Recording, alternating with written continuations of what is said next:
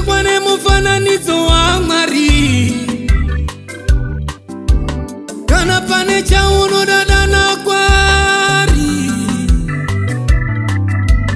ari kudenga anopindura minamato. Tinaye Mwari anonzwa minamato. Kana wakasikwa nemufananidzo wa Mwari, kana une chaunodadana kwari, ari kudenga anopindura minamato. Tinaye Mwari anonzwa minamato. Mwari Nikane kuzara kwayo ndeya Mwari.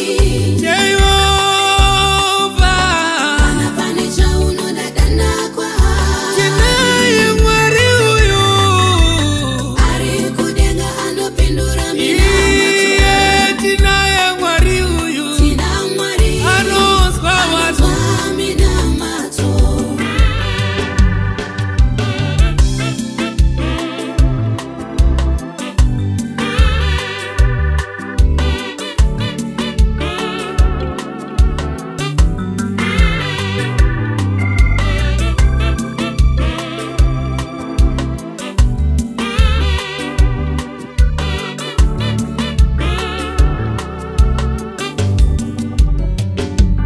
Dana ikwandiri ichapindura, ichakuratidza zvakavanzika, ichakuratidza zvikuru zvausingazive. Nyika nekuzara kwayo ndezvangu, pamazuva ekutambudzika Nikane kuzara kwayo ndeya Mwari. iye unokurwira. Kana pane chaunodadana kwari. Pamazuva ekutambudzika Ari kudenga anopindura minamato. Mwari Tina anotirwira. Mwari anonzwa minamato. Pamazuva ekutambudzika Nikane kuzara kwayo ndeya Mwari.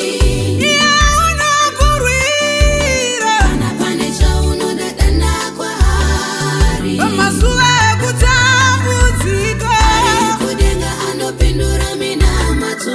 Mwari Tina anotirwira. Mwari anonzwa minamato.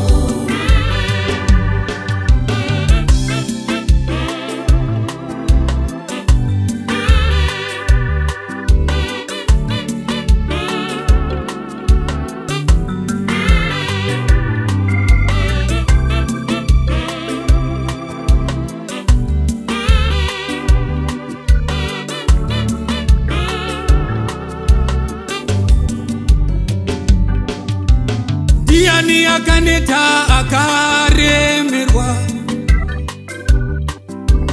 ane nzara asina chekudya? Ndiani akaneta asina simba? Tina Mwari anonzwa minamato. Kutenda nemoyo wako, chingotenda